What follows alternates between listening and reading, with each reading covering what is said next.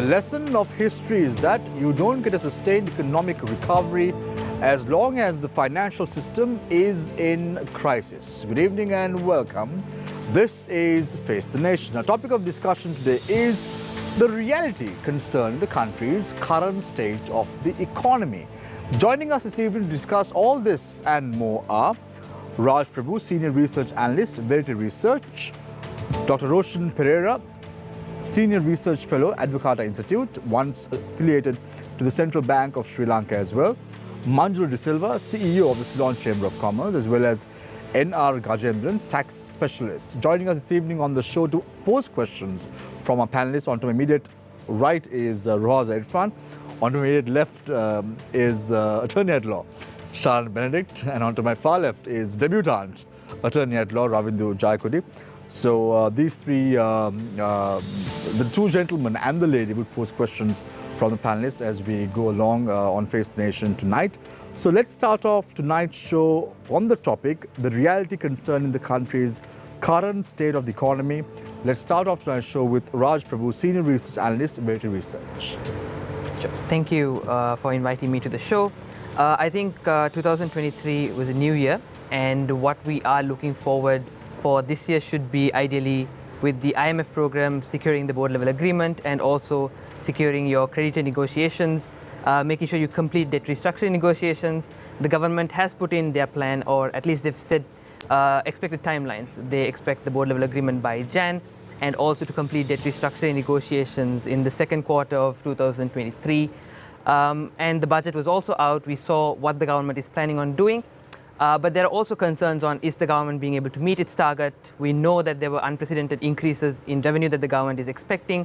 A few of the tax policy changes have come in, but we're yet to see any progress on the international front in terms of the IMF board level agreement and the creditor negotiations, which I think are two crucial things that we need to focus on completing this year.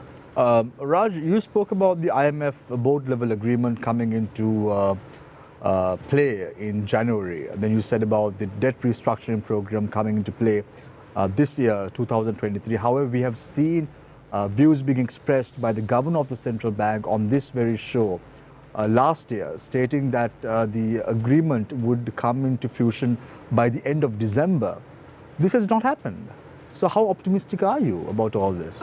Again, like I said, these were government projections, and even in the investor update that happened later in 2022, they said December, and now the target has been pushed to January.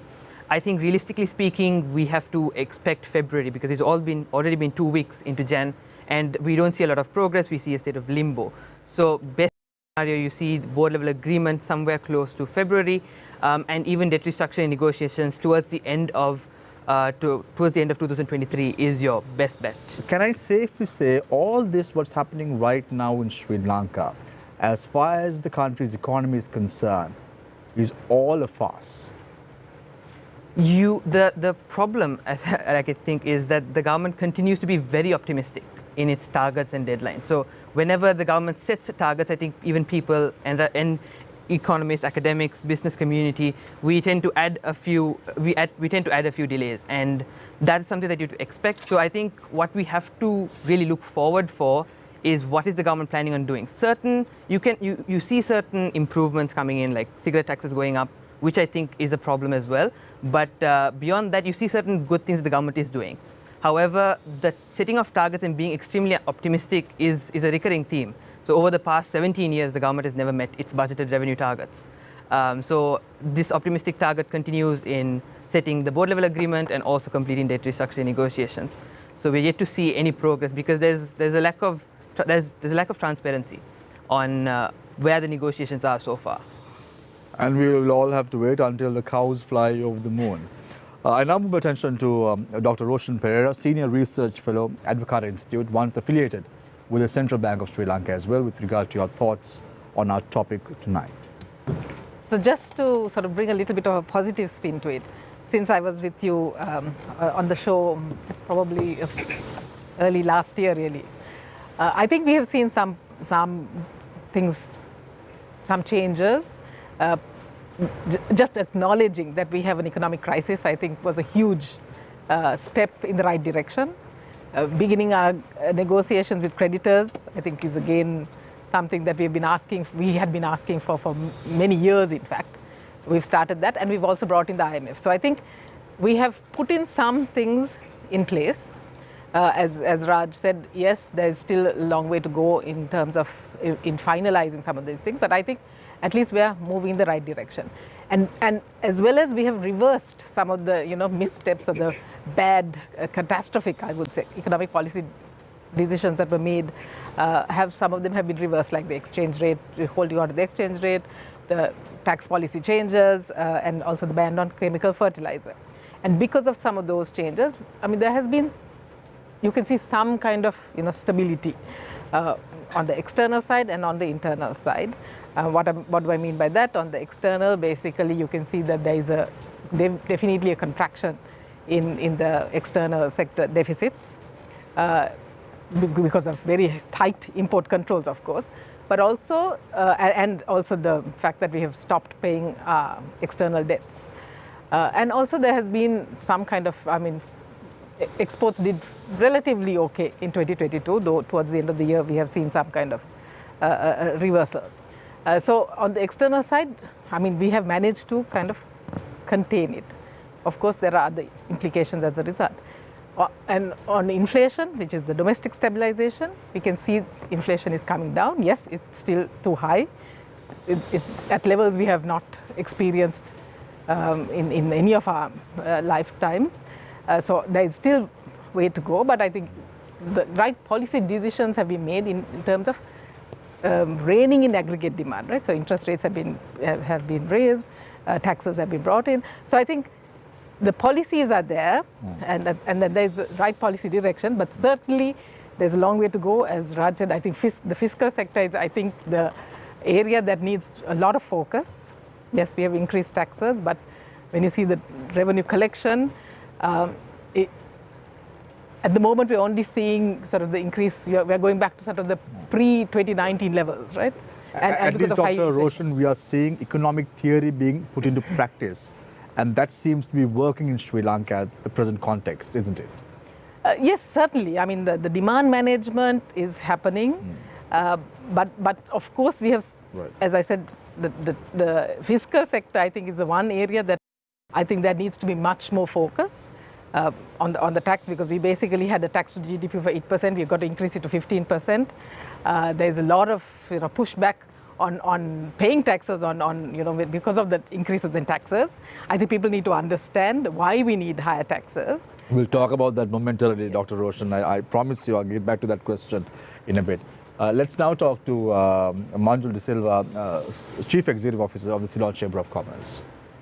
What are your thoughts on this topic that we're talking about today, the reality concern in the country's economy? Yeah, Shamil, I will also agree with Dr. Roshan on that. I mean, basically we seem to be on the sort of right direction as far as policy is concerned. I mean, you can see certain steps being taken to enhance revenue. I mean, the taxes, I mean, though it's going to hurt a lot of people, I mean, we feel that is something that's kind of unavoidable in order to get out of this mess. Interest rates were raised to control inflation, and certain reforms have been proposed. We have still some concerns, some doubts about the execution. I will come back to that sometime later on. But at least as far as the policy direction is concerned, I would agree. I mean, at least we are on the correct path. I mean, we have approached IMF. We are working towards getting a deal with IMF. We are working on debt restructuring. So all that is basically, I mean, what all of us have been wanting the government to do, and which was not happening. Manjula, what is this right direction that you're talking about? 20 liters of fuel for a week, 2.5 hours of power cuts every single day, not being able to go out and purchase the goods that you require when needed. Is this the right direction? Isn't this all a gimmick right now? All what you are seeing today are actually the results of certain bad policies that were followed some time back, So it's not something that has been caused by what is being done today, but really the outcome of bad policies which all of us saw being practiced a couple of years ago. right? So now what we are seeing is an effort to get out of that mess, and that's not going to happen in a day or two. Actually, even today, talking for business, because that's my responsibility as representing the business community. I mean, business sector is also facing a lot of challenges, some of which are in a way unavoidable, but at the same time, I think we need to address them sooner or Manjula, later. I'm surprised. You know why? You are representing the business community. Look at the taxation on business or exports right now, 30%. Withholding tax, 5%. Look at the interest rates at 33% or so. How can SMEs survive in this context? Yeah, I mean, that's what I was coming to. I mean, there are some issues, right?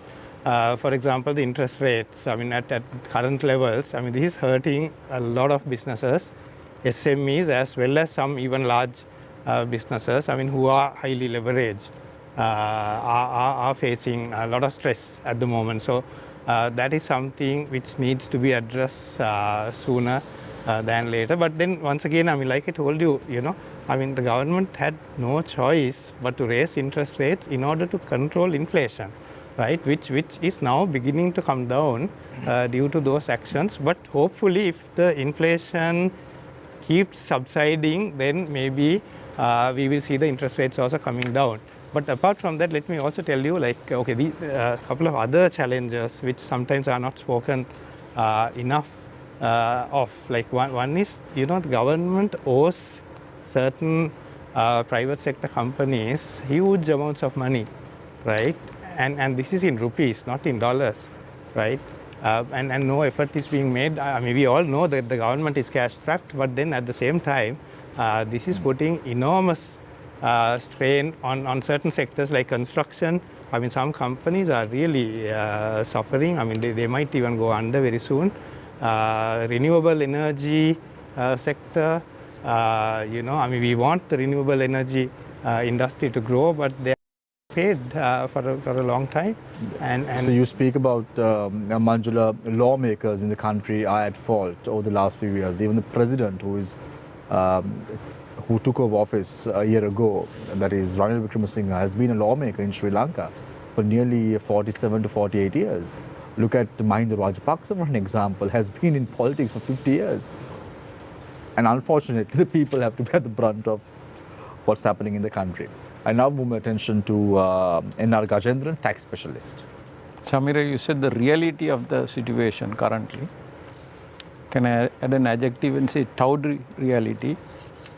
And explain that with a simple number, which is affecting each and every person in this country in a different, some way or other, including all of us. So you had 100,000 rupees before all this happened and before COVID. At that time, the taxes, the consumption taxes was 8% VAT, and the highest marginal rate of income tax was 18%. That's also over 9 million income. Up to 9 million, you paid only 540,000. So if you had 100,000 rupees for consumption, what will happen? 8,000 will go for consumption tax. You have to pay 18,000. That will be 26,000. You will have 74,000 rupees in real sense of purchasing power in your hand, the money, where you can buy goods to the extent 74. Now what happened now? Indirect taxes have gone up, VAT is 15%, social security contribution levy is 2.5%, it is cascading tax, so effectively about 3.5–5%. Say consumption tax will settle down at 20,000. Then from 100,000 you have to pay at the highest marginal rate, earlier over 9 million rupees. Now if you are getting 300,000 rupees a month or more, that is if your income is more than about 3.7 million a year, you will pay 36,000. So the base has shrunk. So you will pay from 100,000 rupees, 36,000 and 20,000 goes off for taxes. That is 56,000, 44,000. Then our rupee depreciated almost by 100%. It was very, 180, 200, now 360, 370. So that 44,000 rupees come here to half it, it becomes 22. The economists will say the supply chain mismatches, the demand and supply mismatch. The prices have soared now. Most of the goods and prices are essential goods and things are about 3 to 4 times. So you have to bring that by another half. So virtually you have 11,000 rupees in cents to purchase 74,000 rupees. That is the reality of the situation.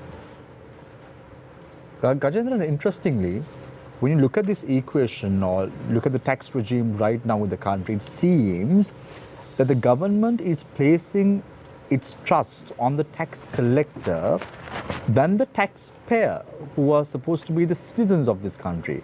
There is a mistrust even there. Yeah, basically,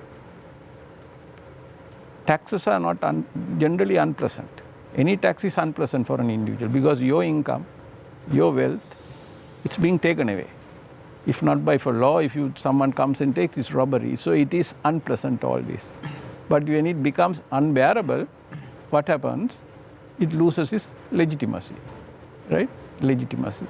And when it loses its legitimacy, it's not going to help help the government. It can only destroy government. Last government was brought down by reducing the taxes precipitously.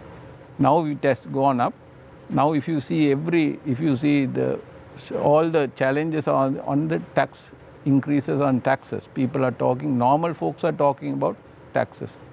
Your question is, the collector means you are talking the withholding agent, right? You are saying yes, withholding. Statutory agent, withholding agents, employees are withholding agents. A person who provides the service and the payment who receives the payment, he is a withholding agent. The payer is a withholding agent. The system has to work in a system where we have self-declaration is the basis world over, right? Only most of the countries where the tax at source happens is the PAY, employee taxes, ubiquitous form of tax, because the sake of convenience and particularly the employment income, generally no deductions, no expense deductions, because the employees are not supposed to incur any expenses in performing their employment. So then if the withholding agent you are trusting, but at the end of the day, the taxpayer can be marginalized and harassed if the withholding agent doesn't perform his statutory functions. We have had that experience before. Thank you very much, N.R. Gajendran. Tax specialist, whatever happens in Sri Lanka, one thing is clear. There has to be a complete stop to corruption that is rampant in the country. We've seen this in the last few months, we've seen the last few years, we've seen the last few decades, and we will probably see this in the future as well. I feel sorry for our citizens of this nation. I open the floor for questions from our journalists. On to my immediate right, as I said before, Ruhaza, attorney at law, Shalan, and attorney at law, Ramindu. Ramindu's first time on Face the Nation. Let's start off with Ramindu. Yes, Ramindu. Thank you, Shamir. Talking about the way forward, my first question goes to Mr. Gajendran. Mr. Gajendran, now the recent amendment that was brought to the Inland Revenue Act lowered this taxable income threshold. It is actually a good move. But many say that what this amendment should have done is to strengthen the administration of taxes, the collecting process. It seems like they have gone to the lowermost fruit. What do you think about this? What more could they have been added to this amendment to strengthen this administration of taxes or the collection? You're talking, when you say administration of tax, you're referring to the tax mainly the Department of Inland Road? Yes, yes. Not the collecting agent, what Samira referred before? Yes. Correct. So now, basically, taxes are inevitable because you have to meet your, say, for education, healthcare, for social security payments, for marginalized people, you need money, right? You need money. But your point is whether administration is weak. Yes, because recently, even in Parliament, one of the parliamentarians criticized that these large-scale businessmen, they are not actually paying these taxes. Yes, that is the enforcement mechanism. One of the reasons is the evasion in this country. With the enforcement mechanism has failed, or substantially it's substandard. which may be true. But if you want to put things into order, what Samira said, you have to put things to order at the top. You can't put things to order at the bottom. Samira will look at his boss and see how they are performing, and he will follow. He can't do something else what his boss is doing. So this has to start. I say the fish things from the head.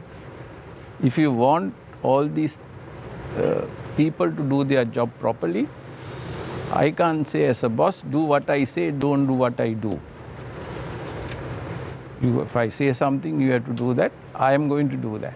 So you're saying tax the top? Is that what you're saying? No, it has to come from the top. What has to come from the top? The leadership. The leadership. The compliance culture. Okay. Right? Leadership of compliance culture. You may be struggling for fuel. You still have a 20-liter restrictions. But the people who make the policy, you think they don't get more than 20 liters, they will get it. I think they get about 500 liters per. What about the backup vehicles? Yeah. Look at when the army generals, when the navy commander, when all of them are going, look at the defenders that are following them. Then the restrictions don't apply. Yeah, true. So, but Gajendra, how does this really impact the taxpayer, the people who looks at this and, is like, hey, why am I even doing That's this? the reason taxpayers are saying, look here, we don't mind paying, but all have to bear the burden. Now our expenditure has gone up from 4.4 trillion to 5.8 trillion this year. It's increasing by 1.4 trillion from 22 to 23. Defense expenditure is going from 410 billion to 550 billion. And if you see our revenue is going less than that amount, it's about 69% increase. So if you, and people in position are saying, this is the time, at this moment of time, we can't concentrate and focus on expenditure. So you think the taxpayer can bear all these things and you can get out of this mess? No. If the budget is to be efficient, your expenditure, your revenue should be able to meet the expenditure, otherwise there's a deficit. You have to borrow, otherwise you have to start printing. And now because there is talks of saying that even in the today's media said IMF has said no more printing, now they are saying we must cut down expenditure by 5%. So it has to be universal. You can't see only the taxpayers, because the people at this point of time, it may not be felicitated only because of that the money you have, it has lost its purchasing power. Now the people may have to decide whether they are going to pay the tax or they have to meet their basic requirements. Manjula, now Gajendra was saying that taxpayers are saying, look here, we'll pay the tax, but then it has to be the same for all. You're from the Ceylon Chamber of Commerce, the business community. Is that what the taxpayers are saying? Yeah, I mean, that's really coming out loud and clear. I mean, what people are saying is, okay, I mean, we are happy to contribute, but provided there is some accountability on the part of those who are spending that money as to, where the money is going in, because still we can see, I mean, a lot of wastage. I mean, we didn't see that much of a cut, as Gajen also said, on the expenditure side. Of course, we just heard very recently that the president has asked every ministry to cut their expenditure by 5%. I think that's a good move, but that should have happened actually right up front, because I mean, there are some expenditure the government cannot get away from, like the interest cost. You can't avoid salaries, pensions. I mean, even salaries over time. I mean, you'll have to cut down the cadre, but that's not something you can do overnight. And again, government doesn't have enough funds to, say, run a VRS scheme or something like that, But now, Manjula, when Sri Lanka's rule of law was crumbling almost during the middle of last year, and in human rights, freedom of speech, freedom of expression was in jeopardy, we saw, the Bar Association coming forward and saying, look here, this is not how things, you can't just go and attack protesters, you can't do this, this is human rights. They have a fundamental right to express themselves. Now, you say that the government needs to be more accountable, needs to be more transparent, and as a Ceylon Chamber of Commerce, what have you done to, bring this sort of accountability? Because you can't just, sit on your hands and expect them to be accountable. No, I mean, we have been very vocal. I think Shamil and many others know. I mean, even on this show itself, I think we have come and time and again conveyed our position. We have issued many a statement. In fact, we worked very closely with the Bar Association. You can ask the Bar Association president himself how much the chamber was involved right throughout, Of course, I mean, Bar Association probably has a bit more visibility as an entity because it kind of maybe has a greater appeal to a larger community. I mean, we represent one section of the population. Probably, I guess you being a lawyer may not have seen that. But if you ask anyone from the business community, I mean, they would know how much vocal the chamber has been. Actually, we even went to the extent at one point asking the incumbent president to leave office, which I think in the entire history of the chamber. But the question that I think Shalan was trying to allude to was the fact that the chamber was vocal. There's no question about that. But it all came. You all were trying to close the stable door after the horses bolted. So it all came after. You all were vocal only after the Aragalaya took place. What did you all do before that? Now that's the biggest question mark. Now I'm not in any way trying to say that the Bar Association did a good job either, but all of them, it was not a reactive approach. All of them took a very. It was a reactive approach. It was not proactive. It was not a proactive approach. It was reactive. So it was very reactive. Look here, I mean, it's like this, I mean, it's always a gradual escalation, right? I mean, from day one, you can't sort of, start anything with maximum intensity, right? So initial approach that the chamber took, and I know even Bar Association and most other civil society bodies took that same approach, was really to engage with the government at that time, right? Within closed doors, and we tried our level best to convince them that the path they were taking was not the right one.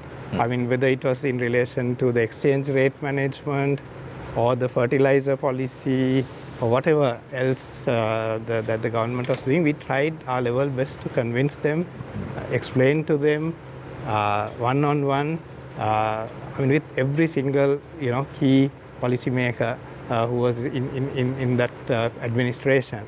So when that failed, only gradually, we started coming out in the media, and then of course at some point, we supported everybody, including people who got onto the streets. So it was like a gradual escalation, right? And we were there. We were always there with everyone, adding our voice to that of others. If I can pose this next question to Dr. Roshan now, I'm pretty sure our viewers would also agree that 10 billion rupees is a lot of money. Some of us might not even make that much during our lifetime, Shamir exempted. But however, Dr. Roshan, now there is a huge hue and cry about finding 10 billion rupees to hold Sri Lanka's local government election. We see politicians coming out and saying, look here, we can use this 10 billion to feed the poor, to pay the samurdis, but it's okay if you want an election, let's have one. You've been working at the central bank. You have a more holistic national view about the money that Sri Lanka has. So how much is 10 billion rupees really? Well, 10 billion rupees for a household is obviously a big amount. For a country, it's not a huge amount because our expenditure is in the trillions. So it's not a huge amount. The other thing I need to clarify is that this expenditure has actually been already allocated for the elections in the last budget. So if you want to reallocate it to something else, basically you have to go to Parliament and get approval to do that.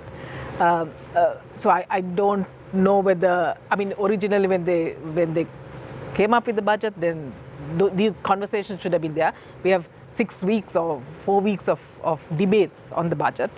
And if you go through that, these questions should have been asked at that time. They weren't. Not now, exactly. So I don't think that is really the issue, is not whether it's still be there. But what I would like to say is really, we've had protests on the streets for months actually. And that was a way in which people expressed their opinions really.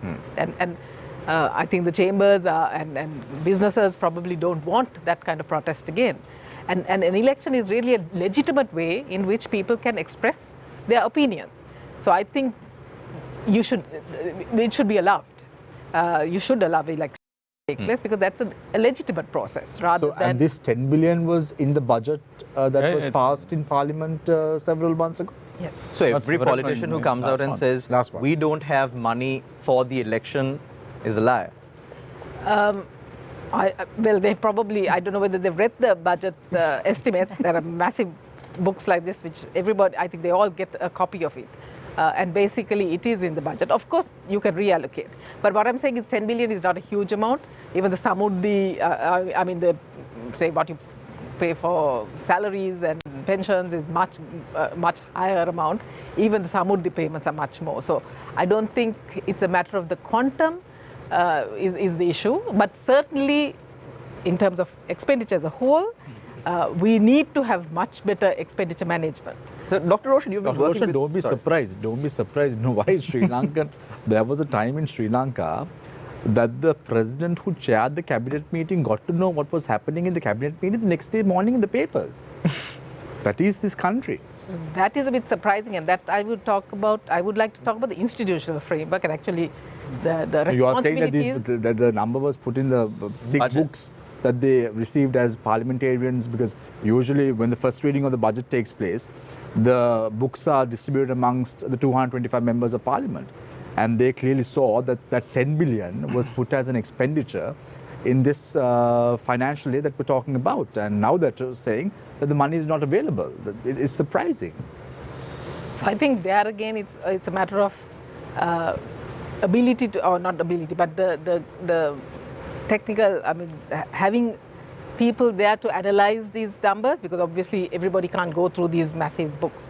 So I think there again, having this whole thing of a budget office, an independent institution where anyone across the aisle can actually get information on budget numbers, I think is vital, because transparency is vital actually. And when you have all these numbers, obviously every MP or every minister is not going to have access to that kind of expertise. But Dr. Roshan, when you say independent budget office in Sri Lanka, we tend to use the word independent quite loosely to mean, appear independent, but not really. Also, Dr. Roshan, since, you have such a broad knowledge on the economy of Sri Lanka, since there is so much of talk about, holding the election, should we hold the election or should we reallocate the money for, feeding the poor or some of the payments? What is your analysis like on the return on this investment? Like, would it be better to hold the election, use this 10 billion, hold the election, or would it be better to really, put a pause on it for a minute and maybe, spend it on the poor? So I'm an economist and not a political analyst, so I don't know. The effect that it would have on the election, like even in terms of economic governance. Yes, we spend 10 billion, have an election, it'll have a certain effect on the economy. We don't spend 10 billion, we don't have an election, we spend it on something else, that will have an effect on the economy. Judging by the two outcomes, which is better? Because this is the local government election we are talking about. Yes. It doesn't create much impact on the national policy. This is like the village election. Yes, so I think the issue is, do elections have to be held in terms of the law of the land? Let's just forget that for a second. Yes. No, so I think that is important, because if elections have to be held, they have to be held, and that may be why the money was allocated. But I think I would rather go to the expenditure analysis and go around and again look at these budget estimate books and see where is there a granular analysis being done on where this expenditure is going. You have a cabinet spokesman coming out and saying, okay, or the president saying, okay, we're going to cut 5% of all ministries. Is that a legitimate way of reducing expenditure? Because do you want to reduce on education, on health, on social welfare, or what are the areas? I mean, we know Mr. Gajendra talked about military expenditure on military. This is 14 years of plus from the civil conflict. That is still one of the largest expenditures in the government, in the budget, when we don't have a conflict. Whereas actually I would say we need to have a war on poverty and hunger and inequality really, where really the expenditure really should go to those. And for that I think you can reallocate expenditure forget this 10 billion, that as I said is not a huge amount. Reallocate expenditure within the existing allocation. And don't forget, Ramin, in 2018, when the local government election was held in Sri Lanka, that was the turning point of the political trajectory in Sri Lanka. That is where the Sri Lanka Pojana Peramuna was fielded as a party, and they won the first time. We are fighting that this country should remain democratic. But I think what Ravindra really meant was that it doesn't have an effect on the not policy changes. That's ultimately going to give the political direction to the country as that's to not the point. Which country. That's not the point, Samir. The fulcrum of democracy, rule of law. If rule of law to be in place, there must be legitimacy and mandate for the people who make decisions, policy. Now, this was actually being questioned by the people. 2.5 years down the line, they have questioned, and we don't have a right of recall. Now, when under our system of governance, we have parliament, we have provincial council, we have other governance, municipal councils. Now, if you are, that system has to work, and if you are talking of ₹1 trillion for expenditure for the election, 10 billion rupees out of 6 trillion, 5.8 trillion rupees is not even a fraction, less than 1%. Can't you, I mean, you can't find that 10 billion when some expenditure is going up by about 30%. So Raj, interesting, I want to come to Ruhaza in a minute, but I just want to pick Raj's brain on this round. We were able to speak to Gajendran, Manjula and Dr. Roshan, but we were not able to give you an opportunity. So I'm going to direct a question that was posed by a viewer tonight on Face the Nation. How can we be on the right track when nothing is being done to increase production, increase exports, reduce expenses, and build a dynamic economy?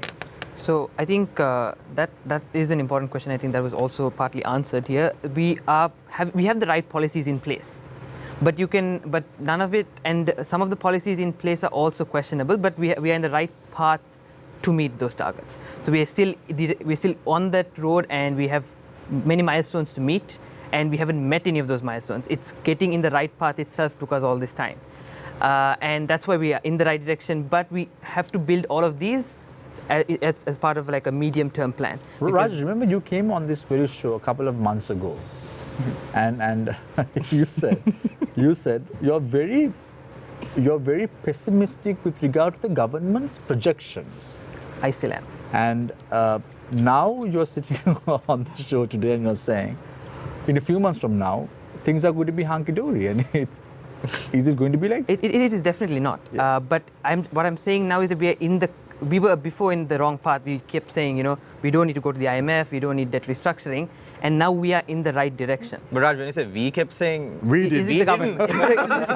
It's the lawmakers in this country. Yeah, but even now, talking about the projections, the budget basically announced 140 billion revenue from cigarette taxes, and in order to do that, the government increased cigarette tax revenue by 20%.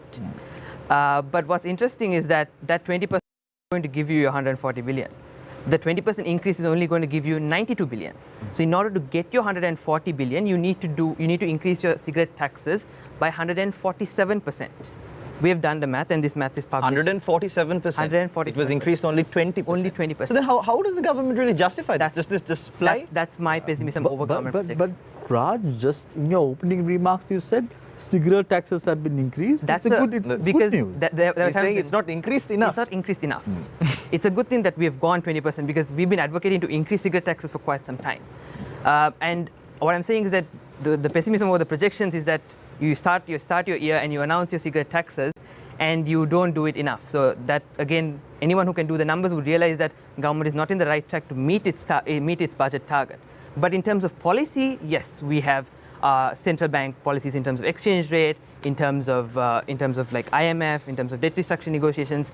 That seems to be in place. But fiscally, we have to work on our projections, and that is where the question comes in. Where is the analysis? No, but the question real now is, isn't the government simply firefighting and not trying to strengthen the country's economy?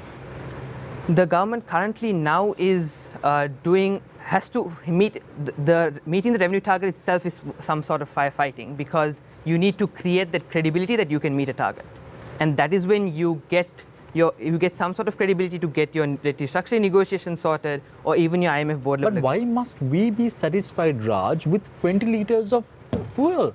Why must we be satisfied with 2.5 hours of power cuts every day? I think that shouldn't be the status quo of this country. That is definitely not the status quo. But that is current right that now. That shouldn't be what your it shouldn't be. That shouldn't be your ideal target. But I think that is what we're suffering for previous policy actions, and corrective measures take a bit of lag. So look at the statements that are being issued. The Minister of Power and Energy is saying that if the electricity tariffs are not increased, the prices are going to go up, and there are going to be prolonged power cuts in the country. They are threatening the people again and again. I think the question we need to ask back is, if the tariffs go up, what is the analysis that we are going to recover our losses from the CEB? Because even what we're seeing now is we're seeing PUCSL documents, and we haven't seen any conclusive evidence that this tariff hike is going to make sure that we're going to make enough revenue, or we're going to make CEB profitable. And that is why I think people are also concerned over why am I getting a tariff hike when there's no justification as to what is the return I'm going to get. And that you can see that throughout. Raj, let's now talk about the IMF bailout program. So now we know today was the day that people got their pensions into their account, and the Samudri is still pending. Now, one of the recommendations made by the IMF was to create a safety network to the most vulnerable in the country. Yes. Can Sri Lanka actually afford this safety network? Because the Samudri is still pending, and they've got their pensions late as well. They have to survive with this current situation as well. So we don't know what exactly the IMF wording is social safety nets. We haven't seen what the social safety net program is. And what's announced in the budget were also Samudri payments and done through Samudri itself. I think currently what the IMF would be focusing on, at least what we know, is the prior actions. And some of the prior actions were the interim budget, the annual budget for 2023, the monetary law, and also reforms on the, I think it was reforms on the electricity and fuel prices. So those were prior actions that were announced, that were made public via the Q&A of the Ministry of Finance. So social safety nets program, even though it was on the target list, it was not part of the prior actions, at least that was made public. And we have checked marked the interim budget, we've checked marked the annual budget. There is a monetary law that has been approved by Cabinet, we haven't seen it yet. Cost-reflective fuel prices on electricity and fuel is something that you can always question, but we haven't seen a methodology published. So I think that is what the prior actions need to be met before we can get the board level agreement, plus the creditor assurances. So but Raj, there was a fuel pricing formula, right? There was a pricing formula. Was or is? We don't know, because what the fuel pricing formula kept Raj, who knows? Who on the panel knows? So we have something called the fuel price tracker. That is where in 2018 there was a fuel price formula that was announced, and we use that formula and we map out the cost. That was during Mangal Samarveera's time? That was during Mangal Samarveera's time. So I think the current government said that is extremely bad when they took it out. Yeah. So the thing now is that there's no published formula. There's a cost breakdown that you see on Twitter, but there is no formula per se that we've seen. The only formula we have is Mangal Samarveera's formula, and that doesn't really tally with the market price. The market prices are way higher, and the formula prices are quite low. So, but if you look at it, now, Dr. Roshan, I usually travel a little bit. When you go to other countries, the fuel prices are much more higher than in Sri Lanka. Yeah, actually. And we probably are paying the lowest fuel prices compared to world market prices. So the prices actually need to rise, isn't it, in terms of the market forces, Dr. Roshan? So I think in terms of the fuel prices, as Raj said, I think that has been increased to a level that I think more than covers the cost of production. But in terms of the electricity tariff, I believe it is still below. The tariffs are still below the cost reflective or the cost pricing, although we as I said, we don't know the actual cost, but people who have actually calculated it say that it's below cost. So continuing continuing with a price which is below cost, the CEB is going to continue to make losses. So that is unsustainable. We have seen that, because the only way that they bridge those losses is by borrowing, and here it's not borrowing on the market, but borrowing from the banks. But Dr. which has Roshan, had the a huge impact on the PUCSL has banks. said that the CEB has been making operational profits for the past whatever months since they increased the tariff, and that there is no reason to increase it. Are you disputing that? So I don't know, because I don't know anything. I mean, I don't know the actual tariff structure. Right. And actually, a lot of people don't know it. This is where transparency is really important, because then people, if they know that the cost of production is lower than your price, yes, you will be willing to pay it. But there is kind of a black box there. People don't know how it's done, and I think that's where transparency is really important. I think the point is that we can't continue to sustain these losses, because we have borrowed, to the hilt.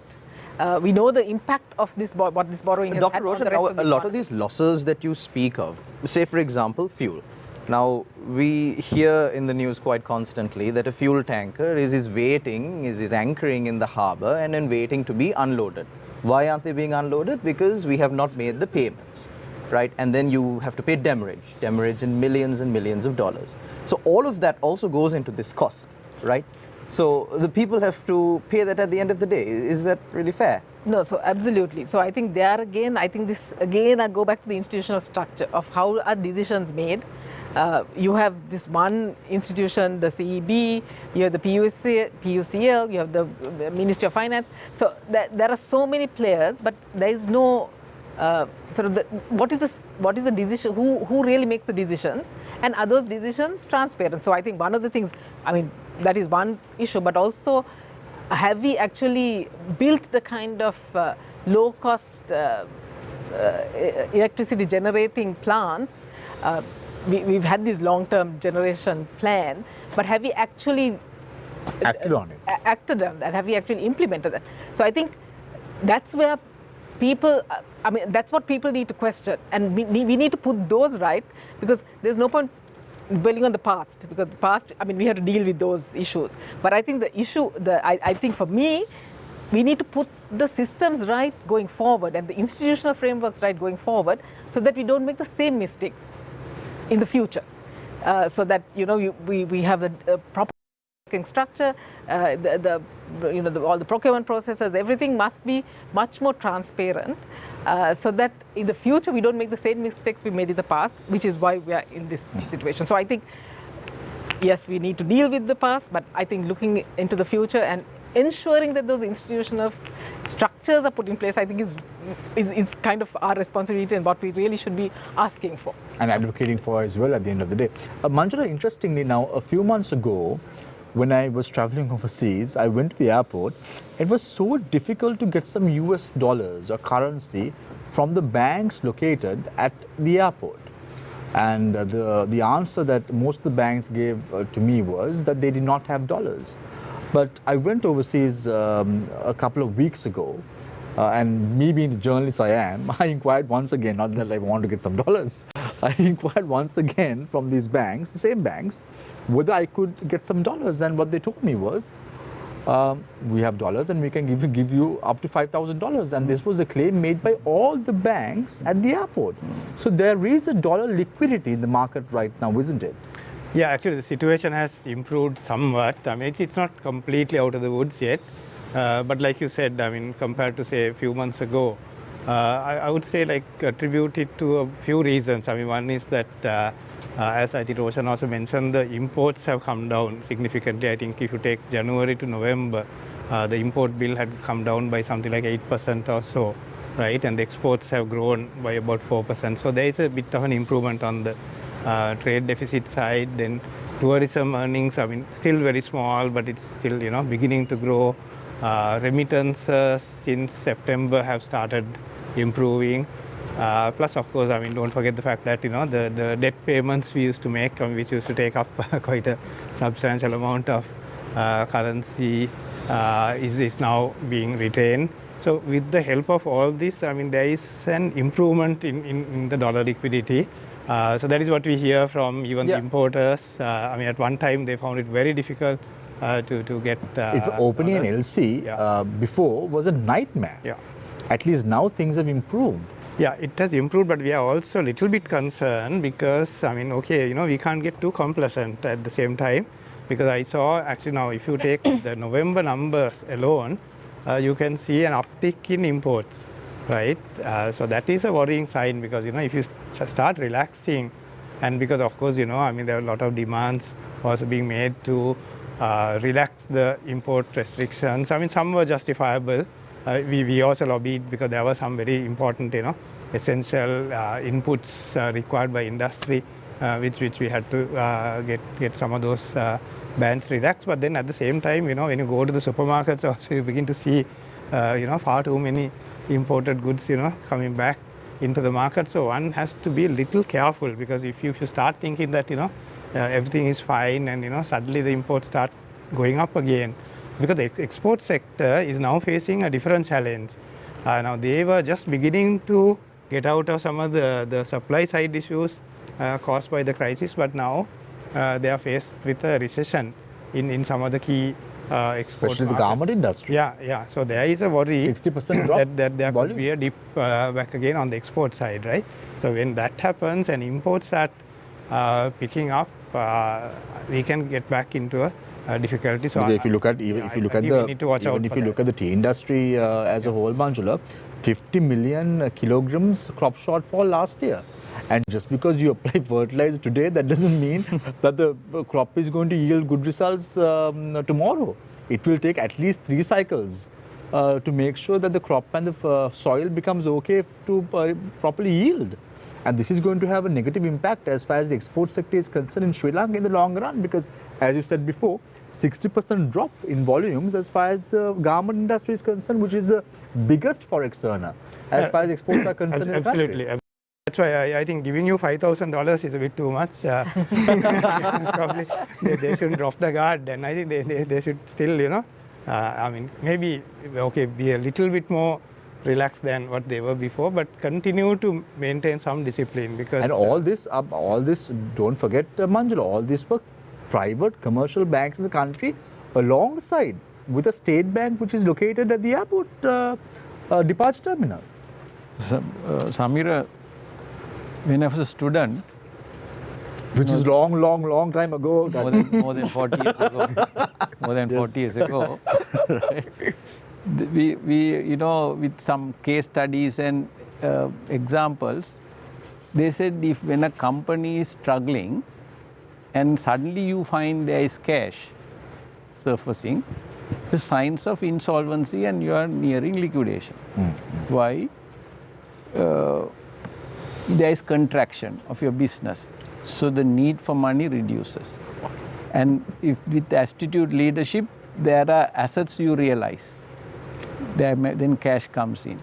Now, debts, you reschedule, you defer payments, you don't pay. Now, Sri Lanka, when we were insolvent, we were told, no, it's only a liquidity problem, financial crisis, the cash crisis, this is not a solvency issue. Now we are bankrupt. Now, but we don't have a liquidity crisis, right? So it has come to that because our business the economy has shrunk. But that was, Gajendran, that was the case even in Argentina.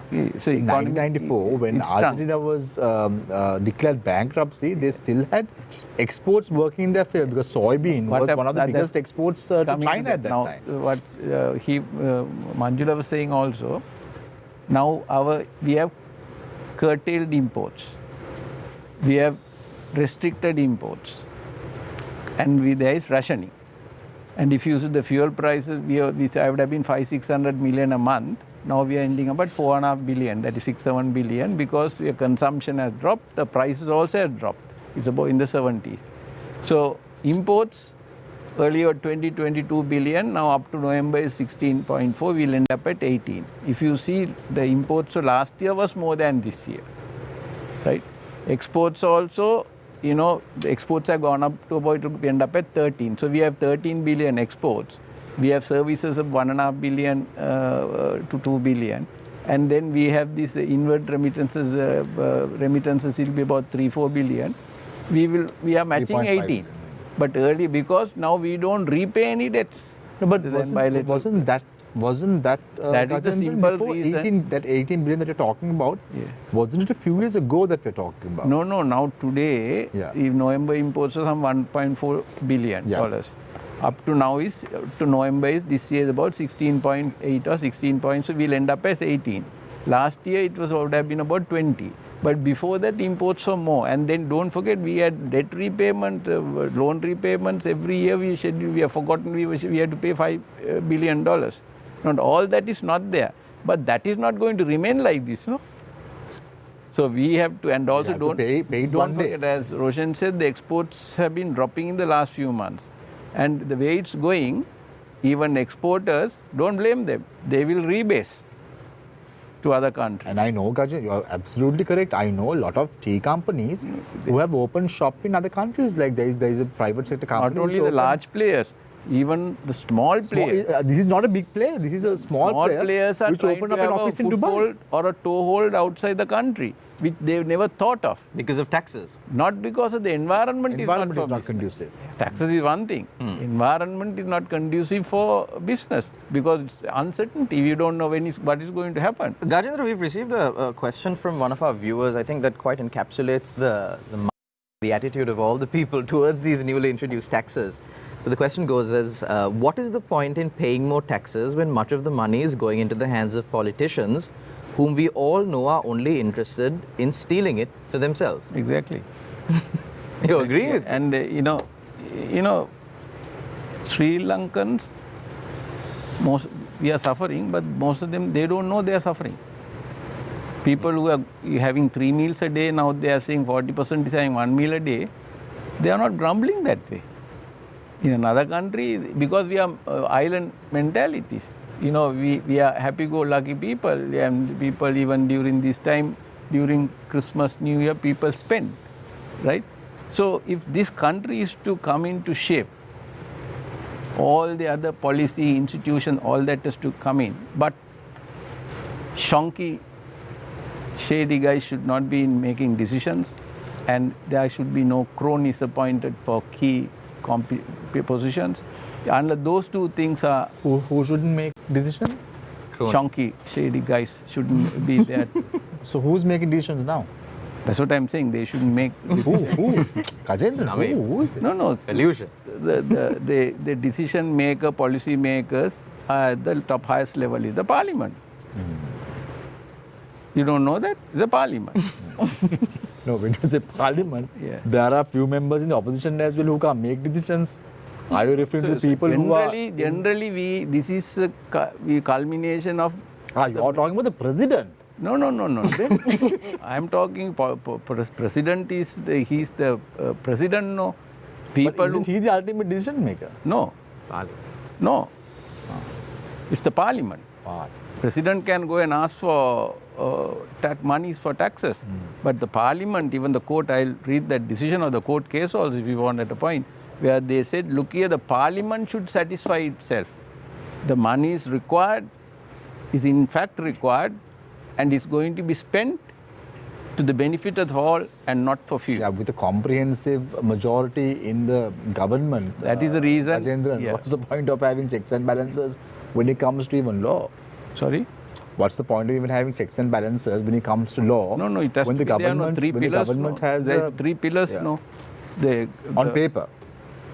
It has to work in a democracy, and I think the judiciary is working. On paper it's there. On paper it's there. So it is your responsibility to make and that's what we're doing right now, Gajendra. We're having you on the show. And we're talking about all this, but you're not answering the questions. What is the question I didn't answer? You never asked me a question. Can I just add something to this question actually?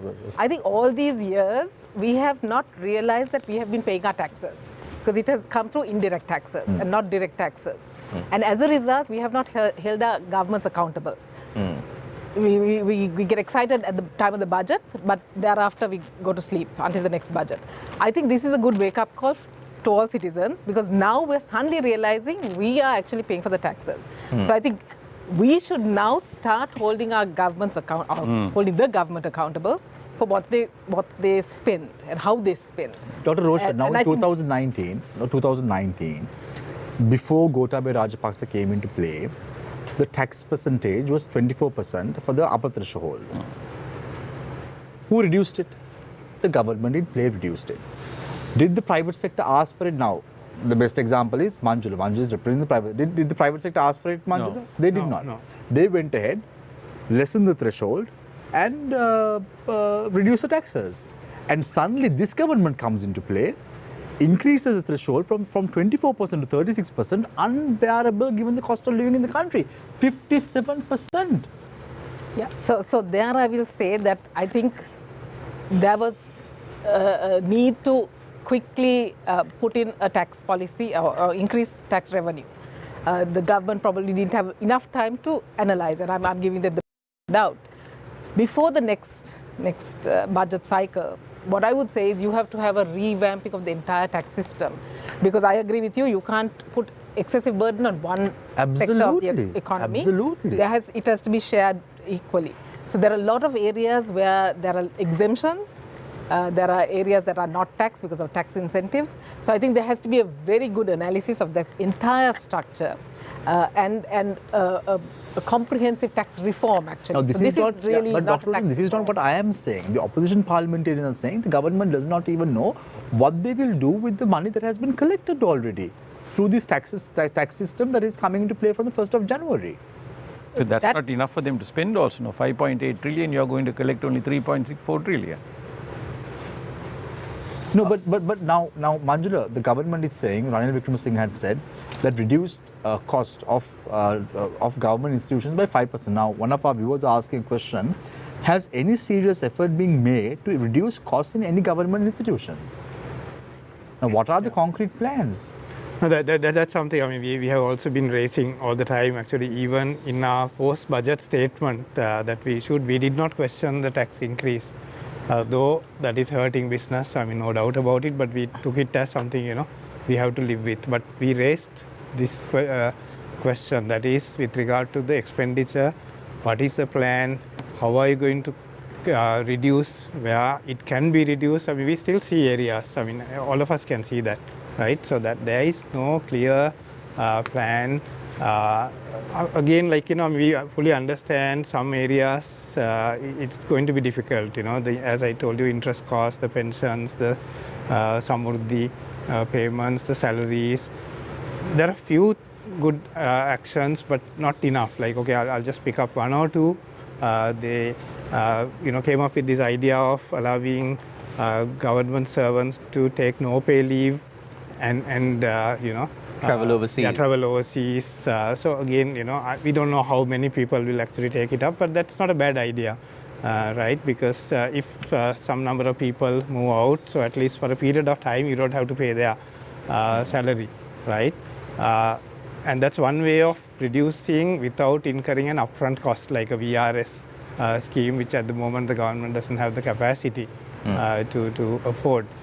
So that's one small thing, and then also on the this retirement age is again helping, I think, to reduce the numbers to some extent. But these are again very small steps, right? I mean, we given the current situation, people must be retiring at 60, but they should stop recruitment as well. On the other hand, there is currently a freeze. Yeah. There is a freeze on recruitment.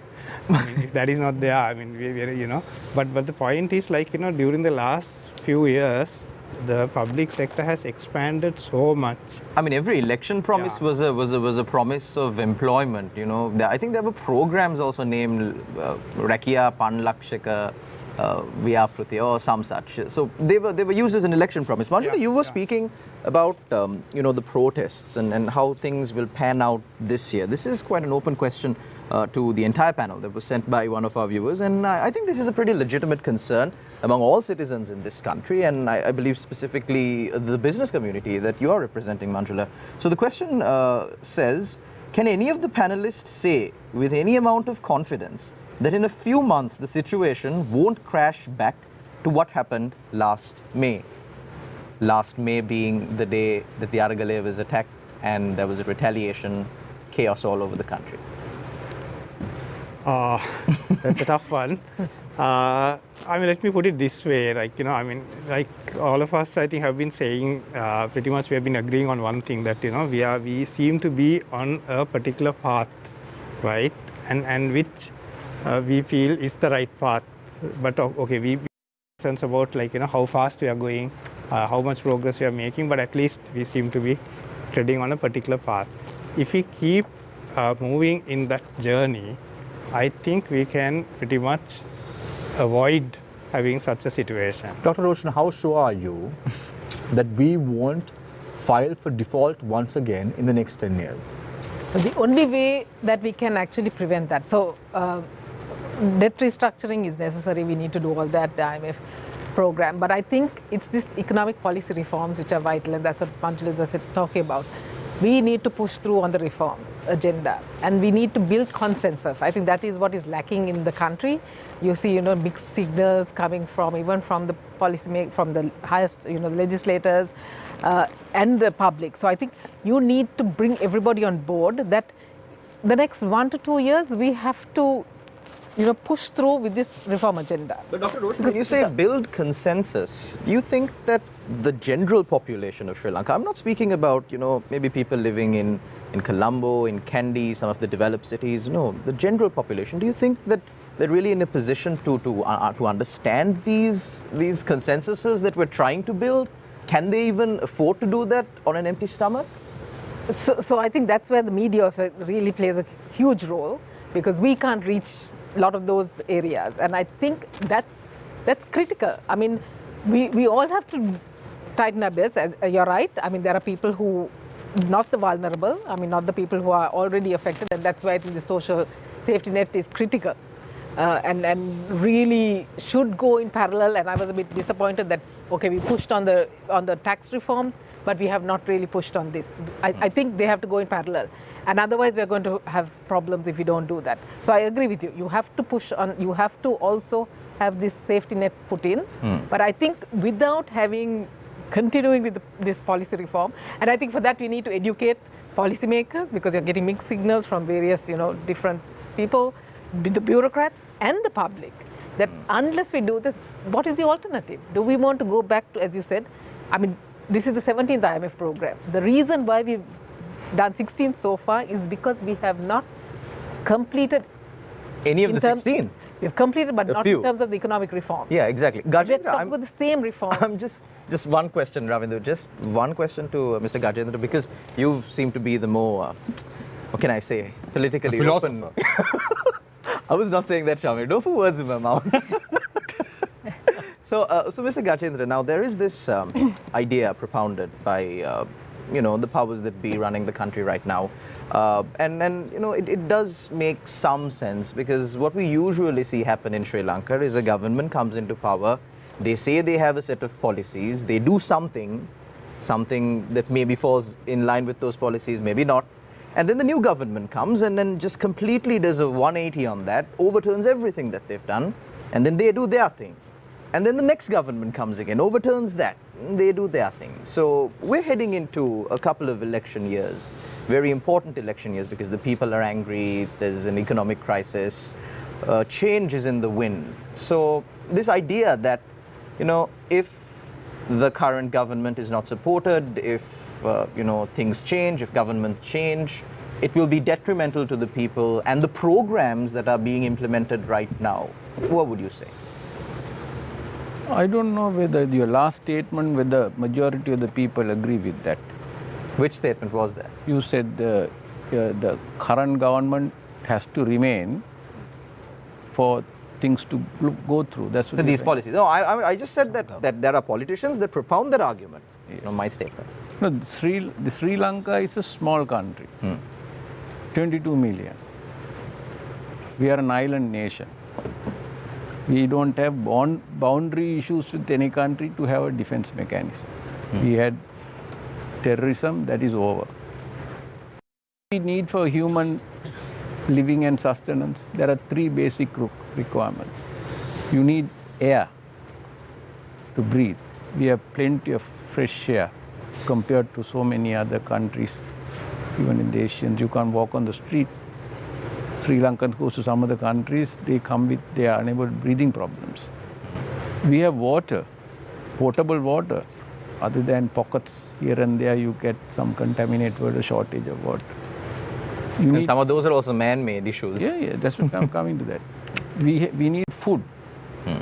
Anytime you are flying every other month, when you land or take off, 365 days plush green, you see. Do you see any other country having that? We don't have weather city. So we can't be in the position, we need only little money. For what? Health, education, targeted support for vulnerable people, utilities, infrastructure, where private sector won't invest, right? Why are we going wrong? Why there are institutions in this country, but institutions are not working. We are looking for a talisman. We are looking for a prince in the shining harbour. DSN Kumaru. We are looking for a magician to provide the answers. And now you're being a philosopher. Shamir turned out to be right after all. He was waiting, he was burning issue. Now, so why are we there? No, because the decisions we make, most of the times, and many of the decisions over the years, not just one people, it has been self-seeking, self-enhancing, and imbeciles decision. That means competent people, fit and proper people are not in key positions. Fit and proper persons are not in key positions. Because you said before also the shady people are in top positions in the country. Yeah. Otherwise we can't be in this position. I am saying we are an island. What does this country doesn't have? It's a blessed country. Every time most of the time you are smiling. If you ask me why I'm smiling, you don't know why you are smiling. We are always smiling, no? Shamir is not smiling these days. Not with the new tax scheme. No, he has been laughing also today. He's crying on the inside. So we can't be in this position. So if you are here, you can have all these institutions, policies, long-term, short-terms. It will be reversed because maybe for entitlement culture, that has to go off, right? And also you are a populist culture also. There's both is there, and then you feed that with. Why are you developing an entitlement? In 20, I think one of your research institutions in 2020, there were 165,000, 135,000 people were recruited who are unemployed people and unemployable graduates at a cost of 110 billion rupees in that year. In 2020, one of these, either Verite or Advocata, I read it. So, Dr. Ocean, Shamir, now, talking about the countries getting down coal, medicine, fertilizer, fuel, how are we actually paying for these? Are we getting loans? And if we are getting loans, how much debt have we accumulated up until now? Since we are talking about the previous one, we are not talking about how much we have accumulated up until now. So I think there are several ways in which we're paying for that. One is we did have a repurposing of some of the loans that were given through the multilateral and bilateral lenders for this emergency relief. So particularly for medicine, for fuel, for food, etc. So that is helped us. But also we had exports, as we said, previously we did much better. But I don't think, as Magdalena rightly said, I don't think we can rest on those, we need to, we will always need to, we are a resource deficit country. We don't have a lot of resources that are necessary for industry, particularly in terms of fuel, in terms of raw material. We will always need to import. And I think we need to change that mindset, that imports are bad. We need imports in order to be able to export. But the thing is that we need to also import to export. For too long, our policies have been to protect industries, domestic industries, which have not really generated the production in terms of exporting. So I think that mindset needs to change. And that's where I think you see countries, we always talk of Vietnam, we talk of Bangladesh. Look at Vietnam, and we say, exactly.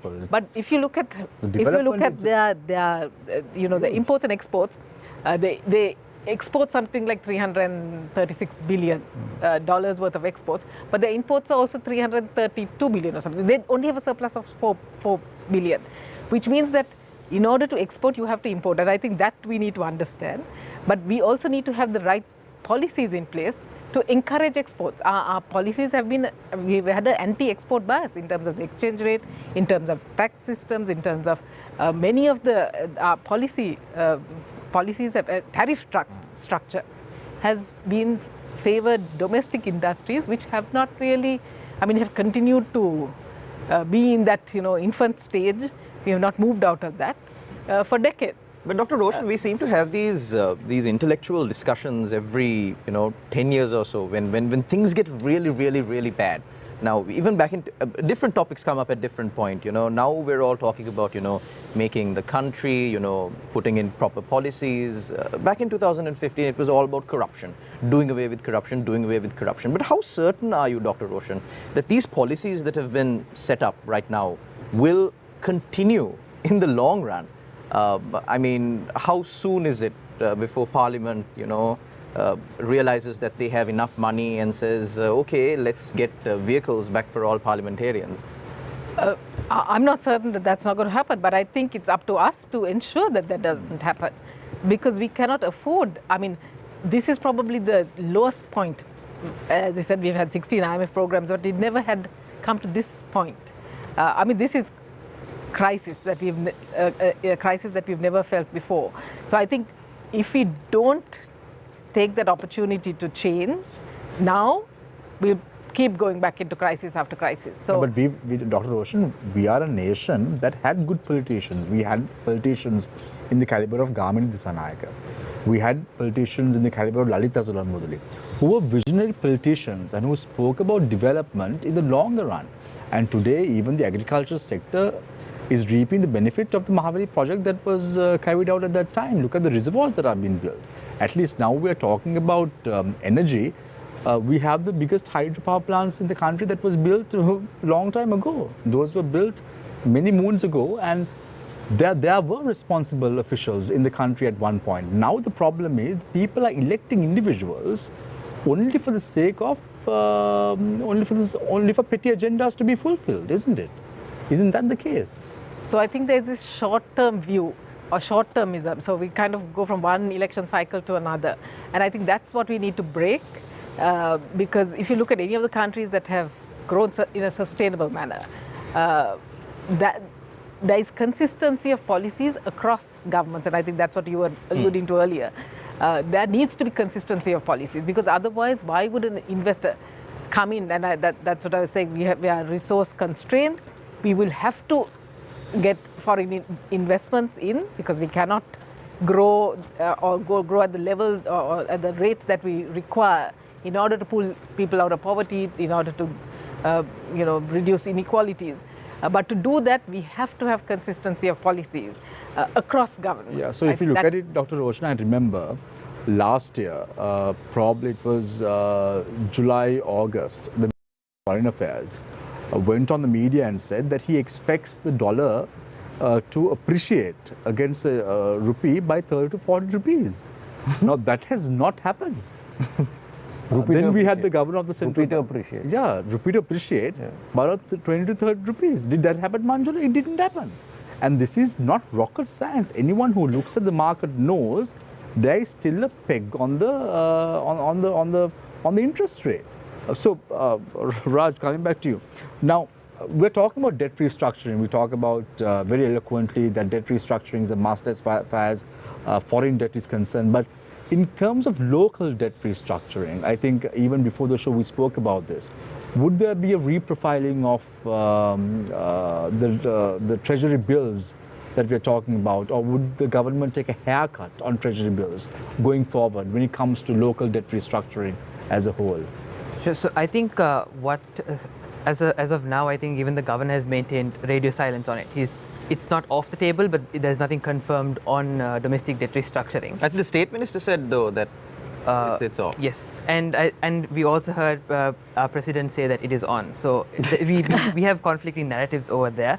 But I think the crux is that do we really need it, and what are the consequences? And one way is to look at what does the IMF have to say about it. So you're saying this may all come as a surprise one day? We never know, because we don't even know what the foreign debt negotiations are. We don't know the level of haircut on bilaterals, or nothing has been confirmed yet. So this also could be part of the table. If we delay it further, this could also end up there, because interest rates are significant. So what happens to the people who have invested their money on these treasury bills? So that is where we need to see, that's where we have to hold government officials accountable, and also get. You would think this is going to happen? But holding government officials accountable? But this is Sri Lanka, Raj. Yeah, but this is not any other country we're talking about. Exactly. So I think what we need to see is that what does first of all, I think I need to see what does the IMF have to say about it. So the IMF DSA currently is not public. So IMF is now governing the country's economic situation in the country, not the government. Because the government has not published any analysis on domestic debt restructuring. Verite has. We have our own analysis, and we have published. No. You're saying the IMF is dictating terms. We need to see what else. What are the $2.7 billion US dollars? What are the other options that are there? Dictating terms. So you're not answering my question, Raj. So IMF is dictating terms to Sri Lanka. No, I'm not saying IMF is dictating terms. But you just certainly we should. I'm saying what does the IMF have to say on those? So it's not dictating terms. And I think. But invariably they are. Because we don't know, because usually they say negotiations, and we don't know who's coming up with the terms. Ideally, it should be Sri Lanka coming up with a plan and because making sure. They say about radio silence. They say about we'll have to wait and see what's going to happen. But all this is going to put the people who have invested their hard-earned money into more trouble. But there's also that ultimately the people have to pay the brunt. People have to pay the price, and they're already paying the high price, the high inflation. They're already taking a haircut. But that was a time, Raj. Local interest rate was at 27%. Treasury bills were going at 33%. And what people did was they borrowed from the banks and made a gain on treasury bills. That's the high risk level that is involved in the treasury bills, isn't it? That is true, and I think that's where the riskiness comes in. On like how the domestic debt restructuring is going to happen, and that is where we need to make sure that we do debt restructuring negotiations in such a way where we're able to make sure that debt is sustainable without the domestic debt restructuring or with. The question is can we make Sri Lanka's debt sustainable without domestic debt restructuring?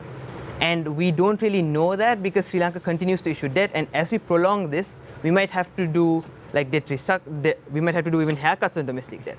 But what our analysis says now is that even with a simple reprofiling, you might be able to get away with. So I'm getting a lot of questions today, Manjula and the panelists today. So I'm this question to Manjula, because Manjula was the one who said we are on the right path. Isn't it quite clear that the right path that is being talked about is clearly the wrong path? Because thousands of people are trying to flee the country. No, I mean that's unfortunate, because just because you're on the right path, it doesn't mean that you're going to Manjula, have my doctor, who's 64 years old, fled Sri Lanka. He's a consultant. Probably people don't want to wait till things become better. Because you're not going to. See, we are in the middle of as Roshan explained, the worst ever economic crisis this country has seen, and what maybe most other countries haven't gone through this either. Right, so from that kind of a situation, one cannot really expect to come out in a day or two, right? So when I say we are on the right path, is in contrast to what we saw about a year ago, where we were actually going in the opposite direction, right? And when every one of us was saying, okay, we have to take these steps to come out of this crisis, the government was trying to move in a different direction. So at least we have just got the direction right? But that doesn't mean we are out of the woods. There's still a long way to go, right? If I may just pick up the point on the domestic debt restructuring, Shamil, so my thoughts are that I think we should try and avoid that, if at all, if it is possible, because that's going to hurt a lot. It will hurt the depositors, it will hurt the banking system, and I believe the government is at the moment, particularly the central bank, is trying their best to navigate their way without going that far. And in any case, treasury bills are most unlikely to be affected, because in most countries, even where they did domestic debt restructuring, the government can still continue to print money and give it, no? I mean, that's one thing, but Now they can't. also, I mean, the short-term bills are usually not touched. I mean, it will be the longer-term securities, and you can see the fact whoever knows about the country's economy will put on short-term bills, and every 3 months review the situation and pull the money out. Yeah, actually, that's getting factored into the pricing. I mean, that's why today a bank is able to raise deposits at, say, a good bank still pays maybe 20, 22, 26, 25, you know, I mean, ranges from, you know, whatever. Because they are borrowing it from me and giving to the treasury bill, and they are making 5-6% spread. Yeah, that you can do because people are factoring in a haircut. Into that. Manjula, is Dr. Roshan also can pitch in. Is the dollar being pegged at the moment? It's being managed, I would say, but maybe you could give a better explanation. Yeah, so I think, sorry, go ahead. Not quite pegged, but I mean, there's a slight difference, but maybe Roshan, you can explain further. Yeah, so I think, I mean, you have to look at the best indicator is actually the black market rate. And if you look at the black market rate, that differential is a little bit more than normal. I mean, what we've been used to maybe 30, 40 rupees at one point, 60 rupees at one point, but now it's around 7 to 10 rupees. Exactly. So you can say that the exchange rate is more or less aligned with market forces. But of course, you know that market forces are not completely free.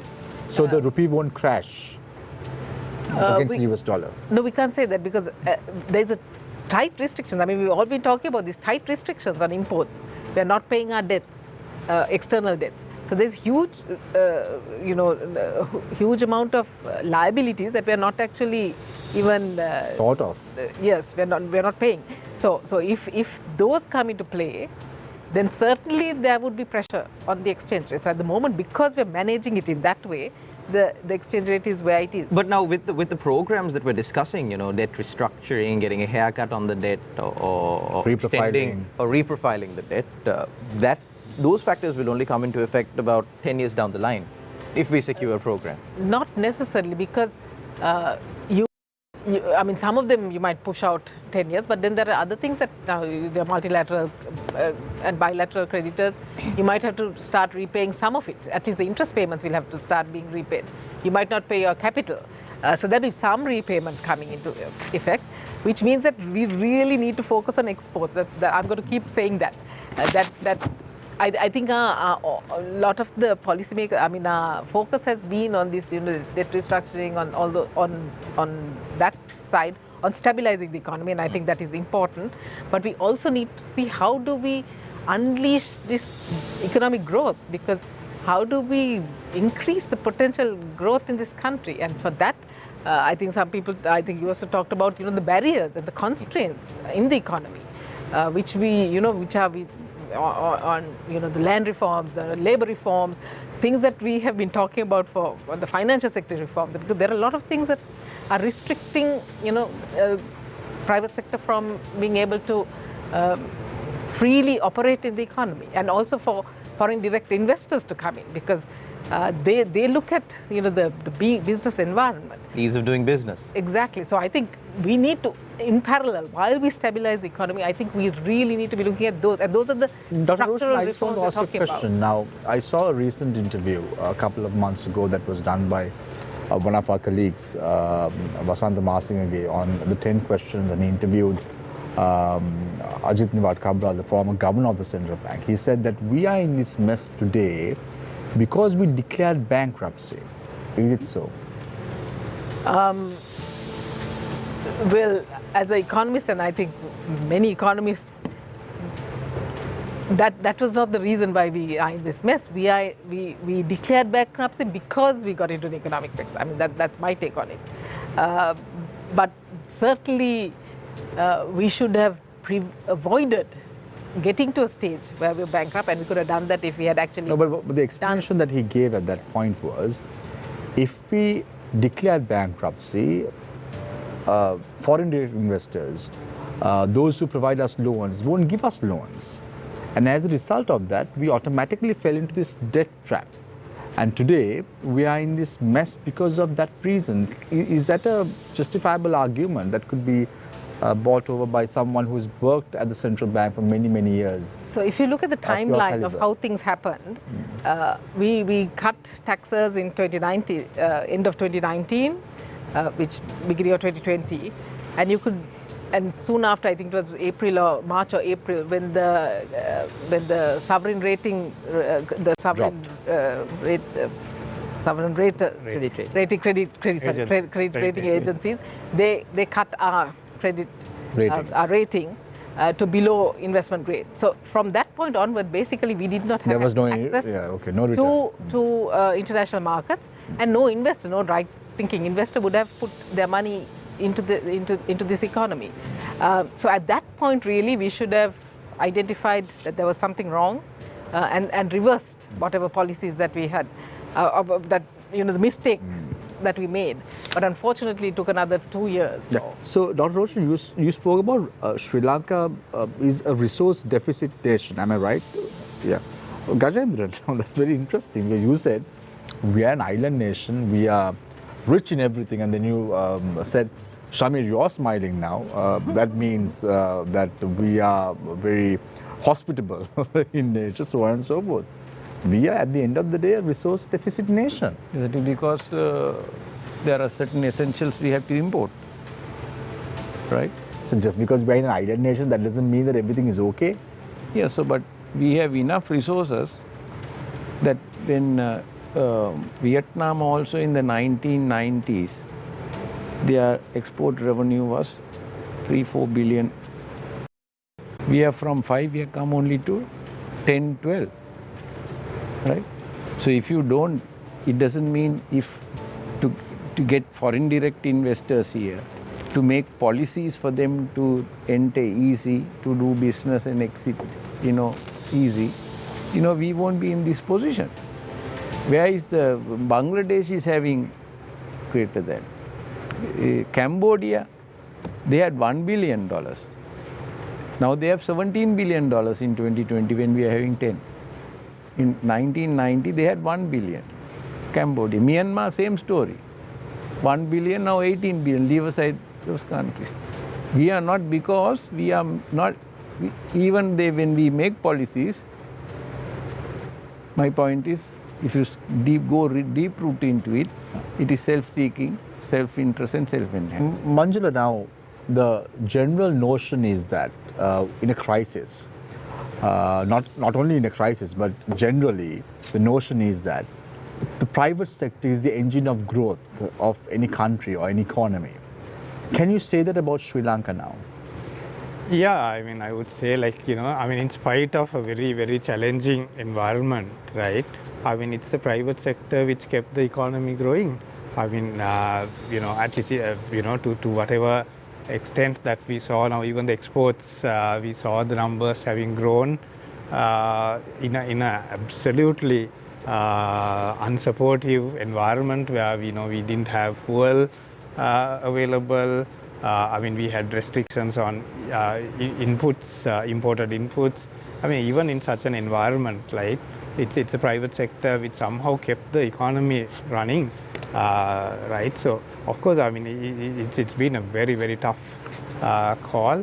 And will the banking sector collapse, Manjula? I don't think. I mean, actually, again, I mean, banks also, you have to admire. I mean, they are going through a very, very difficult period. But they have so far. But lending has somewhat come to a standstill, right? Yeah. So that is because they are being very conservative with their lending policies. I mean, they're not being aggressive, which is what they are. So how will there be a private sector in the country when the interest rates are at 33%, and when the banks in the country are not lending to individuals? It's a crisis situation, Shamil. So in that situation, they have to also see who has the capacity to pay back, to borrow and repay. Right. I mean, if they just liberally go out and dish out, loans at a time like this, I mean, you're going to see the non-performing. But won't that have a ripple effect on the country, on the bank's balance sheet as well? Because the interest payment is one of the biggest component as far as banks are concerned. When they do not give out loans, and because they're very conservative, as you said before, won't that affect the P&L of a particular bank in question, and won't that affect the payback that the collection of taxes that also, they have towards this thing, the state. When these banks don't lend these loans, these people are driven towards these microfinancial institutes, which are some of these institutes are not even registered with the central bank. So what do you think? Yeah, I mean, it's something, so you have to look at it from different angles, right? So because banks also have to make sure that, they are stable, that, because see, in a situation like this, the worst thing that one would, worry about is a bank failing, right? Because if that happens, then it takes you to a different scale of the crisis, right? Today, it has been an economic crisis, but it has not been a financial crisis as such, because we still haven't had a situation like that. So they have to be very careful, right? So it's not that they are not lending, but they are being very selective. So that's what is happening. And I think what we need is now, have more credit lines which are targeting some of these vulnerable groups. We have to get the support of multilateral agencies, like ADB has now come forward with a credit line for the SMEs. Now that's a very good thing. So that's it again, being channeled through the banking system, where they are able to lend at certain concessionary rates, but fairly small amounts, right? Now one good thing, everybody's talking about the importance of IMF, right? To me, the real the positive there is that if you get that IMF endorsement, we'll get a lot more money coming in through other multilateral agencies, and even a lot of countries we have spoken to. They have said, okay, we are happy to support you, we are willing to support you, but we are waiting for the IMF. When you speak about multilateral agencies, we're talking about the ADB, we're talking about the World Bank, we're talking about the IMF. What are the other agencies that could lend us money? Primarily those two, World Bank because you said, Manjula, ADB. That just because the IMF comes into play, then we will be getting multilateral donors to come and resurrect the country's economy through loans. So what are the agencies that we're talking about? Basically three: World Bank, ADB, and IFC also. IFC, which is also part of the World Bank network, and normally they come through the private sector, right? And then there are also a lot of these bilateral agencies, Japan, the European agencies are there, so they are also looking at Sri Lanka. Actually, I know Japan right now is demanding 5 billion Sri Lankan rupees on the cancellation of the light rail project. Would they give us a loan? I think the kind of, I remember when Ranil Wickremesinghe was appointed as the president, Naveen Dissanayake came on Face the Nation and said, Shamir, give 2 more months. We've had discussions with Japan. Japan is going to invest a lot of money on Sri Lanka. I think they are. Obviously, I think we have made many mistakes in the past, but today Japan went to Bangladesh and now they're constructing a light rail project there. No, they are also being very supportive. Actually, we have to appreciate the role countries like Japan. No, there is no question about playing, that. The attitude that Sri Lankans have shown towards Japan. Absolutely. But then I think they will understand. Today it's a different administration, and I'm sure if the IMF gives their endorsement by giving that board approval, I'm very confident that Raj, countries like Belize have done without the IMF. They've gone through a staff level discussion and then they decided, okay, we won't go with the IMF, we will source our own money at the end of the day. So is that an option that we're talking about as far as Sri Lanka is concerned? So I think is that on the table? They had a very small debt crisis and they restructured a smaller portion of the debt. I think it's about creating confidence. So Sri Lanka, as Manjula said, when IMF comes in, what the IMF does is more than the program money, it is the creation of confidence, and that investors can rely that, okay, the IMF is supporting Sri Lanka's path, so Sri Lanka has some sort of a plan to recover out of the crisis.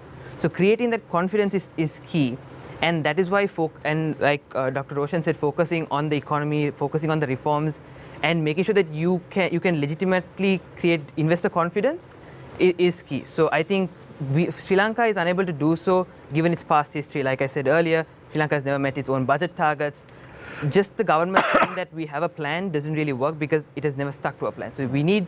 Are you optimistic about Sri Lanka?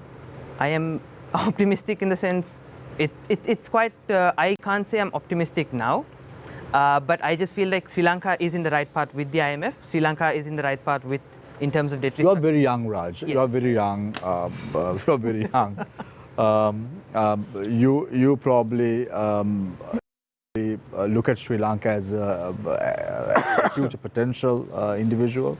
You are the future prospects of this resplendent nation as well, along with the three who are standing right beside me as well. If you had a few $1 million in this current state, would you invest in Sri Lanka? No. You won't? I would, because there is, and I don't think anyone would, investing in Sri Lanka currently now is something that we need, but there is no confidence because you don't know what's going to happen. It's the uncertainty that matters. If that is to be arrested, yes, what must the Sri Lankan government do now? I always go back to the same problem on we have policy actions without analysis. So you can have policy decisions, but you need to show analysis that this is the outcome that I'm trying to achieve, and this is what I'm trying to do, and here's the math. And that should be made public and should be available for public scrutiny. Ad hoc policy decision making makes it very hard to predict the future. It makes it very hard to say this is what the path is going to be. And Sri Lanka has a history of doing that. So it's very hard to trust the government, and any government that comes in now and says, I'm going to stick to this policy, it's very hard to trust because we keep changing our policies. Right. So Raj, I'm asking you this question because you are probably the youngest. You are the youngest in the panel today. If things do not turn out the way it should work out or pan out in the next few months, do you see young people on the streets again? Young people on the streets. We saw that last year. Will we see something of that sort transpiring again in Sri Lanka? So again, I am not political or no. I'm just but like on a personal note, on a personal note, I think we need some sort of a trigger point to create that. And given the current policies and the path that I hope Sri Lanka would take, that trigger point would most likely not occur. So you would rather, I would rather feel that people would play a waiting game and hope and see the path Sri Lanka is progressing. And it's quite early to comment on that. But I think it's highly unlikely that people, or like at least youngsters, would get on the street anytime soon. Right. Dr. Roshan, what is the way forward? As I said, I think it's the economic reform program. I'm just going to keep repeating it because that's what has brought us to where we are, not doing the reforms that program after program that we've been in have identified exactly the same thing. I mean, if you look at programs for the last 3 decades maybe, you'll see similar areas of reform which we have not undertaken. That is the way forward. But I think also we need to stick with it because it's not. I think people need to understand that things are not going to turn around immediately. Things are probably may even get harder before we come out of it. So I think we need to prepare people for that. We also need to cushion the really vulnerable in that scenario. So I think government and bureaucrats, policymakers need to be operating on several fronts because it's kind of all hands on deck and you're shooting on different levels. So I think everybody needs to be aware of what's going on or what needs to be done, and also have the kind of the. I mean, everyone needs to be singing off the same hymn sheet. That's what I'd say, so that we're all moving in the same direction. We can't be having mixed signals, people saying different things. Because otherwise we're not going to get through these reforms because they're difficult. None of this is easy, and that's why we have not done it for 50 years or whatever. It's not easy, but it has to be done. What attitude change should the people make in this regard when we are moving forward? We talked about many reforms which the political specs have to make, but what attitude change should the people make when moving forward? So I think I used to always tell people colleagues, friends from other parts of the world that our problems are very small compared to theirs. Now not necessarily so, but I think Sri Lanka, in that sense, our problems are much smaller than problems in other parts of the world actually. But the thing is that we need to address them now. We need to take action now. Otherwise, they could get to a stage where it will be very difficult to turn around. And I think that's the attitude that people have to have, that we are willing to go through this pain. And I think also we need to have a reading of history. What have other countries that have gone through these crises? You look at Japan, you look at Korea. I mean, their path was not easy. They had very difficult paths to where they are now, Germany after the war. So I think we have to kind of go back and look at history and see how those countries have come out of those crises. Look at East Asia, even India in the 1990s. And they say in Korea there was a point that when the government asked for public assistance, the public came with jewelry and gave it to the central bank, and later on, after some time, the central bank had given them back the jewelry in question. Now in Sri Lanka you can't expect that, can you? Well, that is a kind of social contract that you need to create actually, and that is the only way that we can turn this around, where we trust government and the government actually can rely on people to do their bit. I think also we also this whole entitlement culture, we kind of expect things easy. We want subsidies, we want, low, everything subsidized. But then I think like Gajendra said, that has to come from the top. When you say we expect subsidies, so that's that comes from the top, doesn't it, Gajendra? Top and bottom both, isn't it? I mean, see, I think from the people also to address your question, if I may also add a viewpoint, I think our people also have to change, I mean, okay, yes, the top must reform, but that doesn't mean that, that we don't have a role to play. I think everybody, every one of us must feel that, I mean, we have to do what we can do, right? And we can't be dependent on the state for everything, right? I mean, a lot of people still have this entitlement culture that, okay, you get your education free, you get your health free, then you expect the government to give you a job and a pension and give you the fuel, electricity, everything below cost, and you don't have to pay any taxes. So what a fantastic life. But if everybody is going to live like that, I mean that society cannot sustain itself. So we also need to understand that. But then we see today as well. Now we have an election upcoming, but we see this happening today as well, this entitlement culture where they distribute goods at free of charge. So who need to call for this change?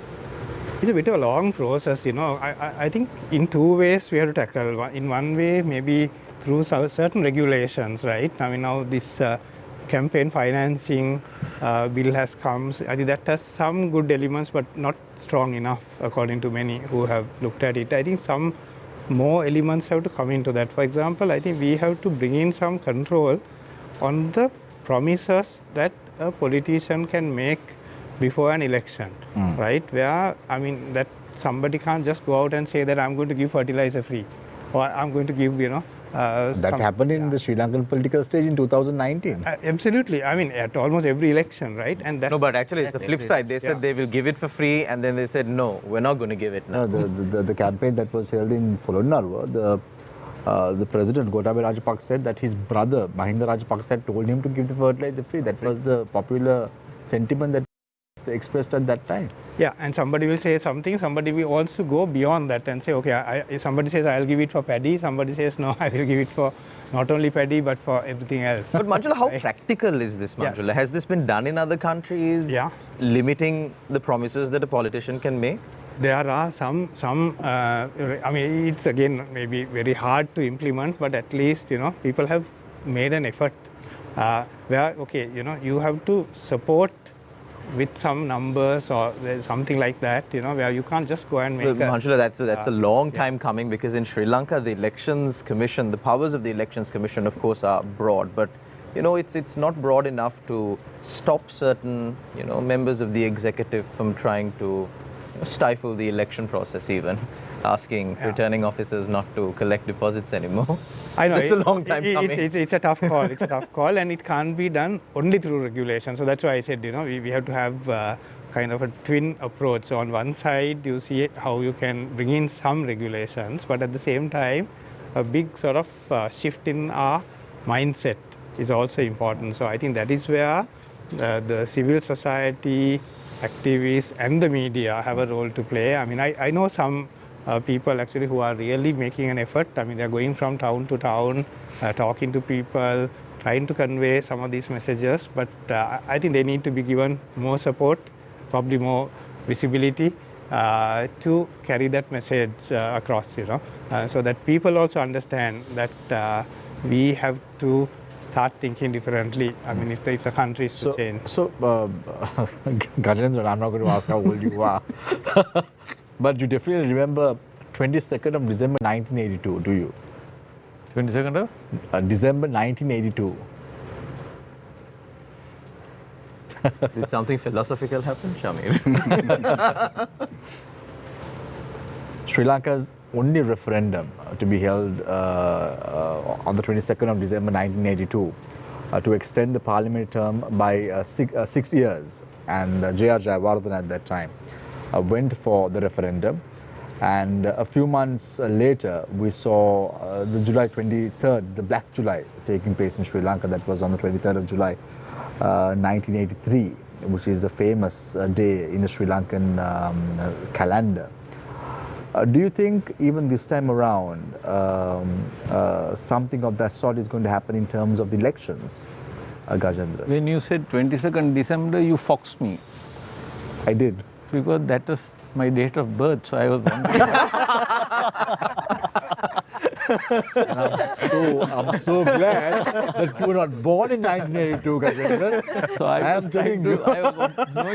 was wondering where we were getting to. So my mind collapsed for a moment, right? But then you should not forget 22nd of December 1982. Now I won't remember. I will not forget. Samir, now listening to, you would have spoken to so many people, even listening to us. We know our problems, don't we? We know our challenges, don't we? We know the solutions. All of us are different, so we are saying solution. If you know the problem, these are not rocket science. You know the problems, you know the solutions. My question is, why from here to here you are not moving? Gajendra, very good question. Just to add to that, you said we know the problems, we know the solutions, but I think the real problem is the people who can bring the changes don't know the problems. No, they know the problems. For example, Gajendra, they know the problems. One issue, this power crisis. They don't. They know the problems, they know the solutions. This is my same point. You won't make those decisions to solve those problems, to get this. If you want, we have the institutions, if the institution is not working. Why are you not having a policy? Why don't you have a think tank? Why don't you have resource-based granular analysis? Don't you think you can do it? No. If you do it, you have to walk that talk. No, but do you think, Gajendran, there will be an election this year? Would this be an election year for Sri Lanka? I think election will be held. At least this election will be held. The local government election. Would that be a litmus test to gauge the people's aspirations and the rejection, or whether they are supporting the government in power? Definitely that has been always an indicative factor world over. Midterm elections, it's a world over indicative factor. Let's say the people voice their opposition and the government in power. Now we know the UNP and the SLPP are going to jointly contest the local government elections if that is held. That's the agreement that they have arrived at the moment. In the event the people reject the government in play, that is the SLPP and the UNP right now, do you think it would be prudent for the president to even go for a general election? Because after March this year, the president could go for a general election to see and get the people's mandate for the I would know how those decisions will be made by whoever it is, whether the president or the team or the parliament will make. But there will come to a point that the politicians will have to listen to the voices of the people. You know, ultimately it's the sovereign people, the sovereignty is the sovereign of the people. Sovereignty has to reign supreme. It has to reign supreme, and end of the day, it has to be the deciding factor. It has to direct. It has. Gajendra, now I know you probably will not like to answer this question, but I'm still posing it to you. You can duck that question if you want to, as you have done in the past and in this program. You must tell me when I'm ducking. Right, I would. I told you before as well, but I'm going to ask you this question anyway. Do you think chambers, national chambers in Sri Lanka have done their part? With national chambers? National chambers in Sri Lanka have done their part. You must understand. Don't you think they have a bigger role to play? And like the GMOA, for an example, do you think they have a bigger role to play in this decisive juncture? Now, can I get a little philosophical? Of course you do.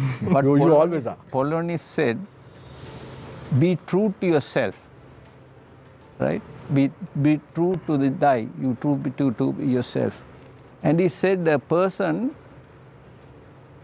can't, if a person can't do harm, right, the person cannot do harm if he is going to do good. And if that is to happen, he said, it is first take care of yourself and thereafter take care of others. So when human beings, it is nothing wrong that when they want to make decisions, they will have to first look after themselves. So I have one more. No, one minute. Chambers also, businesses, first of all, they have to look after themselves. When you are empowered, even Mahatma Gandhi said, the people who build, you have to protect the people who build resources, wealth, because they are the people who can help. But my point is, when people come into position of trust in fiduciary responsibility, then self-interest, self-seeking, self-enhancing cannot happen. You can't expect the businesses to forget their business, their stakeholders, their shareholders. That should not be their. No, it's not. First they have to look after themselves, empower themselves, then you have to look after. I have one question for Dr. Roshan before we part for the day. Why is Dr. Nandalal Veerasinghe so silent now? I don't see him anymore. I have seen a few conversations with him, but I wouldn't be able to answer that question because. So why don't you invite him, Anandi? That's good.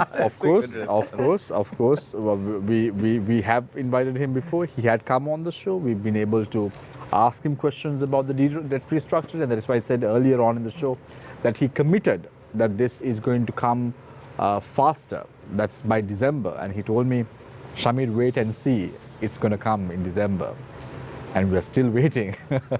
As Raj says, we are yet to see, and we are waiting until the cows jump over the moon, Gajendra. So thank you very much, Raj Prabhu, for joining us this evening. Raj is the Senior Research Analyst at Liquidity Research. Dr. Roshan Pereira joining us after some time. Thank you very much. She is the Senior Research Fellow at Advocata Institute and was also affiliated with the Central Bank of Sri Lanka. Manjula De Silva, how can I forget you, Manjula? You've always been coming on the show expressing the views of the Ceylon Chamber of Commerce, the CEO of the Chamber, and N.R. Gajendran, tax specialist cum philosopher, for joining us on this show. Our task is to ensure that the people get to know what's happening around the country with regard to current affairs. Today we spoke about the reality concerning the country's economy. Today we are getting 20 liters of petrol for a week, or diesel or fuel for a week, 2.5 hours of power cuts. Is that enough? Should that be the status quo? And at what cost is all this coming at? Is this the reality that we're talking about? Some points to ponder tonight. Thank you very much, Ruhaza. Thank you very much, Shalan, attorney at law. I should not forget that. and attorney at law Ravindra Jayakodi as well. Both of them took oaths, was called to the bar a couple of months ago. We are very proud that both of them are part of the Newsfirst team, very young journalists asking the questions that matter to the public. So thank you very much, the two gentlemen. And of course, I should not forget Ruhaza, one of our senior producers at Newsfirst. Thank you very much, Ruhaza, for joining us this evening on the show as well. Very young. This is the time that Sri Lanka has to look at young people, and that is where people like Raj come into play as well. So I leave you tonight with a quote, as I always do. The greatest glory in living lies not in never failing, but in rising every time we fall. Take care and good night, because the fall is very, very steep. Take care.